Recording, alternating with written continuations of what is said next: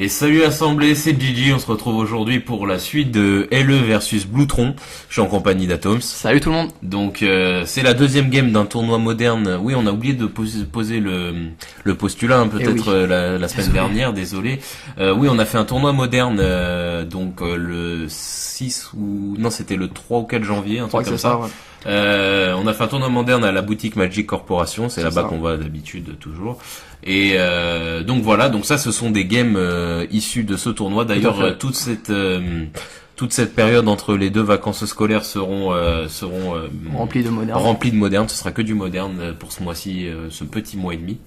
Donc on se retrouve donc pour la deuxième game LE versus Bluetron. On vous spoil pas la première et on va se lancer tranquillement sur la deuxième. Donc Atoms, qu'est-ce que t'as sidé contre du coup j'ai sidé des Ingot Shower et comme vous avez pu voir, T1 il me pose la relique. Ah. Et moi du coup là en main j'ai pas mal de cyclage, hein, je vais pas vous mentir. Sauf que là je me suis dit ok, je garde tous mes cycles en main. Ouais. Et j'attends de toucher le ingot, comme ça je vais pouvoir cycler tranquille parce que même si je détruis la relique avec l'ingot, il pourra quand même exiler tout le cimetière. Okay. Soit il me le fera un par un, soit il me l'exiler. Ouais, je suis d'accord avec toi, mais du coup, je devrais pas cycler un tout petit peu pour le toucher justement ton ingot. J'en ai quand même 3 dans le deck. Ouais, c'est risqué, ok.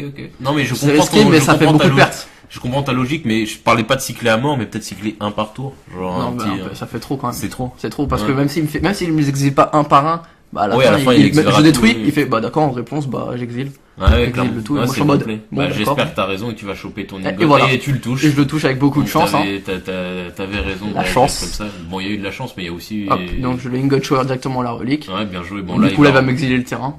Ouais, ce qui sert à rien, mais il a raison parce qu'au moins c'est pour draw une carte surtout.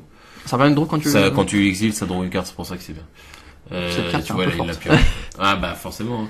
Donc tu ingot shower, donc espérons qu'il en retouche pas une autre. Totalement. Là je suis en mode bon ok, maintenant il faut partir, faut y aller peine balle avant. Là faut que tu te dépêches du coup. Ouais, c'est ça. Là c'est encore une fois une question de rapidité parce que déjà comme là je remarque qu'il a pas de source de bleu. Ouais, clairement. Il a pas de source de bleu. Ah ouais, donc t'as vraiment là faut que tu te dépêches. C'est ça. Il faut là. En fait le problème en fait du deck Living End contre un deck contrôle, c'est faut vraiment aller très vite et faut vraiment lancer la combo le plus tôt possible. Ouais, clairement. Même si t'as très peu de créatures, ouais, ça sera. C'est vrai. Parce que sinon tu vas prendre soit le compte, soit ton anti-cimetière, toi en mode bon d'accord. Ouais, c'est ça. Et le format de toute façon est fait de rapidité, donc c'est toujours une course contre la montre le format moderne. Il repose une expedition map, il allait chercher la suite de Urza, je suppose, avec la première, et il repose une expedition, donc il y a toujours pas de bleu. Là, je sais pas ce qu'il faudrait que tu fasses. Peut-être partir avec le peu que tu as là. Et là, je pars sur là où le Violent Outburst. Ouais, ça me semble bien. En plus, tu peux péter son expedition. C'est totalement, c'est ce que j'ai fait. Du coup, c'est que je pars en combo et là, je me dis ouais avec l'ingot, je vais pouvoir détruire un artefact comme ça. Car normalement, tu peux en réponse à la destruction de l'expedition map l'activer. Sauf que là, je vois qu'il a plus de mana. Je me dis ok, il faut partir maintenant. Ouais, t'as raison. C'est pas grave, même si j'ai pas la fausse célérité. C'est pas grave. Je me dis, je détruis l'artefact et il faut vraiment que je sois rapide parce que exactement. Sans trop spoiler la game d'avant, voilà, il me faut vraiment de la rapidité. Ouais, t'as bien joué là. Franchement, c'était le bon play. En plus, t'as 3 horreurs sur le terrain, donc le moindre cycle, prochain tu le tues normalement. Si t'es pas trop mal. Je veux dire, là, t'as quand même énormément de dégâts sur le board. Ouais, j'ai un potentiel de dégâts très très important. Ah là, et puis surtout que les horreurs, c'est déjà des 4-4, donc il y a 12, plus les Ingot Shower, ça fait 15, il suffit juste que t'aies un cycle et tu gagnes. Là, sauf que le problème, il a réussi à poser les 3 Urza et il pose... Et il pose quoi? La Wurmcoil? Ouais, il pose un Wurmcoil. Bah, il va quand même gagner 6 PEV en bloquant, quoi. Oui. Ça permet de tempo. Oui, c'est sûr, ça tempo pas mal. Et en plus de ça, je te rappelle quand elle meurt, il crée 2 jetons encore, 3-3. Ouais, c'est des 3-3. Mais ça tempo, mais ça résout pas le problème. Bah, en fait, le problème, c'est le Death Touch sur la 3-3, quoi. Ouais, clairement. Ok, donc là, tu vas peut-être pas tenter d'attaquer. Je vois pas si t'as du cycle. Ah non, t'as 2 Violent. Alors là, je vous spoil un peu, mais ma main, c'est vraiment la déchéance. J'ai aucun cycle dans la main. Oh la vache. Et du coup, là, tout ce que j'ai, c'est que j'ai juste 2 Violent Outbursts dans la main, un Demonic Dread peut-être. Je suis même pas sûr, j'ai un Demonic Dread. Non, t'as deux Violent Outbursts et un Simian Spirit. Au début, j'ai vu. Ouais, au début, je me suis dit, si j'aurais eu un terrain qui n'arrive pas en jeu engagé, j'aurais pu tenter le double Violent Outburst pour gagner plus de plus 0. Ouais, détruire la Wurmcoil et gratter les PEV. Ouais. Mais je trouve que j'avais pas de mana avec ça arrive désengagé. Ouais, parce que là, en fait, il m'aurait fallu un autre mana vert pour faire les 2 Violent Outbursts. 2 Violent, ouais, mais t'as pas double source de vert, t'as que la Overground tombe. C'est ça. Donc là, il va pouvoir bloquer sans mourir une de tes bêtes. Alors là, en fait, là, il est en train, pour lui, j'ai full cycle dans la main et tout. Ah oui, il est en train de. Là, il est en train de, là, il calcule, il est en train de se dire, je vais prendre cher, c'est mieux de, est-ce que c'est bien que je trade la Wurmcoil ou pas? Ah oui, mais le problème c'est que t'as rien du tout. C'est ça, et là quand il va voir que je fais rien, bah il dit pourquoi tu fais rien, t'as pas de recyclage? Je fais non. Ah putain, c'est dommage parce que là t'avais vraiment en position de choix. La draw là, t'aurais peut-être, ouais putain, c'est dur à dire. Non là franchement pour le coup j'ai vraiment eu je vais pas trop me cacher derrière ça, mais j'ai vraiment une on mauvaise. peut jamais dire ça. Ouais, mais j'ai vraiment une mauvaise draw malgré le. Non mais oui, mais on aurait peut-être dû, ouais c'est vrai, ouais. Mais là c'est vraiment triste quoi, t'as quand même 30 piocheurs dans le deck, tu les touches pas, c'est quand même ultra triste quoi. C'est ça. Bah, en fait c'est ça qui est assez frustrant dans Living End, c'est quand tu cycles et que là tu tombes sur ton dernier cycle, c'est pas un cycle, c'est un terrain ou quoi que ce soit, t'es en mode non, le deck m'a trahi. Ouais, peut-être que t'as 4, est-ce que t'as 4 Violent Outburst et 4 Dread Moon? Non, alors là déjà je viens de lancer un Manslaver, donc là il va essayer de saboter mon tour au maximum. Ouais, clairement. Et sinon souvent quand je side, je retire une Living End. Après ça, bien sûr ça dépend des decks hein.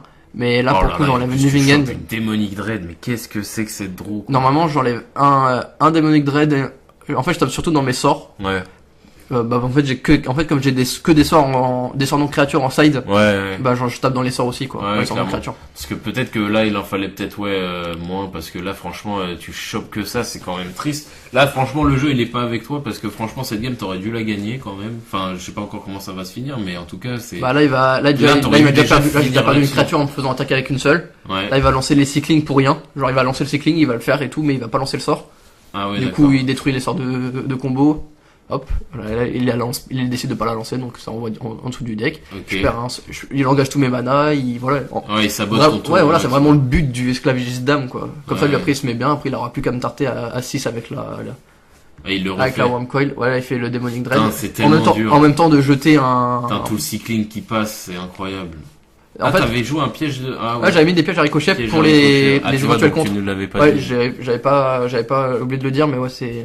Ouais, c'est vrai, t'as joué. J'en ai dans le set, c'est vraiment important. Contre un deck contrôle bleu, il va faire le contre. Vous le redirigez sur la cascade passe quand même, le Living End passe. Enfin, il le trouve pas. Bah en fait, il se doutait pas que j'avais que 2 Living End. Et en fait là, il a commencé. Je sais pas pourquoi. Ça l'a fait paniquer que j'avais plus qu'un seul Living End. Il était en mode mais pourquoi t'as qu'un seul Living End? Mais c'est pas normal et tout. Et je lui dis ouais mais j'ai décidé et là il est en mode mais pourquoi tu fais ça? Ouais c'est vrai que ça décider un Living End c'était discutable quand même. Bah après en avoir 3 quand tu le pioches. Oui ça fait mal. Ça fait mal d'accord, mais ouais t'as peut-être raison. Bon bah du coup là ça te met vraiment au fond, tu te retrouves qu'avec une vieille. Là ce qui serait lourd c'est que tu pioches un Ingot Shower. Ce qui serait pas mal mais. Ou un cycling. Mais là c'est son tour donc en fait là ça fait 3 tours qu'il joue et c'est pas cool. Ah ouais t'as toujours pas joué. C'est toujours pas joué à cause du Mindslaver. Du Mindslaver, et toi t'es en mode bon bah d'accord. Hein. Bon après ceci dit, il est pas non plus bien dans la game dans le sens où est-ce qu'il a pas la. Il a pas de bleu, il a pas de bleu, il peut pas récupérer, il peut pas attaquer. Bon après va peut-être il a l'air d'avoir une main remplie. Il attaque. Ah étonnant. OK. On sait qu'il a quelque chose en main. Et puis ça lui donne des points de vie ceci dit. De toute façon même si elle meurt c'est pas grave pour lui hein. Et il joue quoi? Alors qu'est-ce que c'est? Alors là c'est le Sundering Titan. C'est vraiment une très bonne carte et là choose the land of each basic land type then destroy those land. Et du coup, là, il va pouvoir détruire. En fait, il détruit chaque type de terrain. Donc, une montagne, une forêt, un marais, une île. Choose the land of each basic land type, then destroys. Wow, et du coup, fort. Là, il me détruit donc mes 2 autres sources. Voilà, il me retrouve à 3 mana.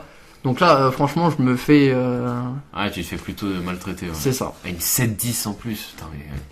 Ouais, c'est pas bien, là t'es pas bien du tout, et en plus tu fais que piocher puis tu pioches un land en plus. Ouais, c'est ça, donc là. T'attaques dessus. Non, je vais choper un cycling, là je croise les doigts pour en choper d'autres et t'en chopes pas d'autres. La chance. Ouais, donc t'as vraiment été pas de chance sur ce BO là, clairement. Sur cette game là, de manière générale aussi. Là par contre il a toujours pas de source de bleu, mais dans tous les cas il va creuser ses points de vie à l'infini. C'est ça, c'est pour ça que tu chopes pas de body. Après sur End il a une 7-10, une 6-6 Lifelink, bon. Ouais, et c'est comme ça que se finit du coup le BO3 puisque t'avais perdu la première à Toms. Exactement. Donc clairement t'as été malchanceux sur ce BO parce que vraiment c'est Magic hein. C'est Magic, c'est vrai, mais là t'as vraiment fait les bons plays, c'est juste que Magic n'a pas suivi. En plus ce qui est dommage c'est que pour le coup on avait fait après une partie comme ça tranquille parce qu'on était en avance sur le temps du round. Et j'avais réussi, j'avais pris une partie vachement bien et tout parce qu'il avait grid sur un fin de mes tours en engageant sa seule source de bleu et moi en réponse j'étais parti en combo, il a fait c'est bien joué et tout. je pense qu'au final c'est peut-être une question de chance tout ça. Ouais, c'était de la chance. Là pour le coup, après il faut jamais tout remettre la question sur la chance. Il y a toujours le skill du joueur. Mais là clairement, t'as fait que piocher des morceaux de combo. Quand on voit que j'ai mes 3 horreurs en jeu, j'ai 0 cycling en main. Là tu chopais un ou 2 cycling, tu gagnais. Avec 2. Parce que tu tradais avec un seul, tu tradais. C'est ça, avec un seul je tradais, je lui mettais 15 de dégâts. Ouais, non, ça le mettait au fond. Et après, il avait plus qu'un vieux Wormcoil 3-3, 2-3-3 que t'aurais trade contre n'importe quoi. Et il était mort, quoi. C'est ça. Non, clairement, là, t'étais bien dans je pense qu'il m'a mis au fond, c'est peut-être le Mindslaver. Le Mindslaver.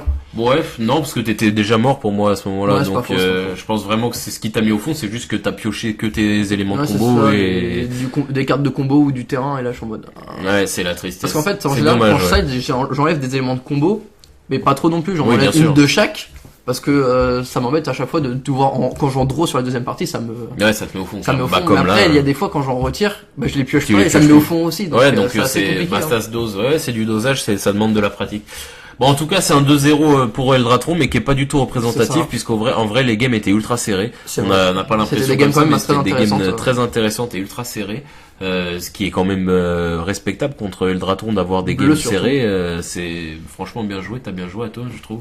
Merci. En tout cas, c'est comme ça que ça se finit. Donc le premier, c'était la ronde 1, ça ou pas? Non, c'était la ronde. Non, c'était la ronde 2. C'était la ronde 2. Parce que la ronde 1, elle va arriver bientôt sur la chaîne et elle va être très intéressante.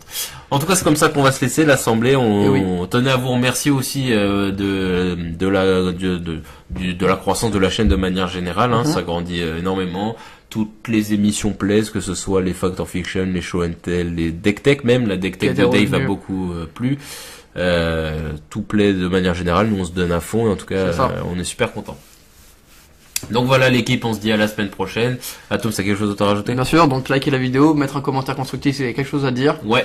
Vous abonner à la chaîne YouTube et nous suivre sur Facebook. Exactement. Et partager notre contenu à tout fan de Magic. Et voilà, tout y est. Et bah, dans ce cas-là, on se dit à la semaine prochaine, assemblée. Salut tout le monde. Salut tout le monde.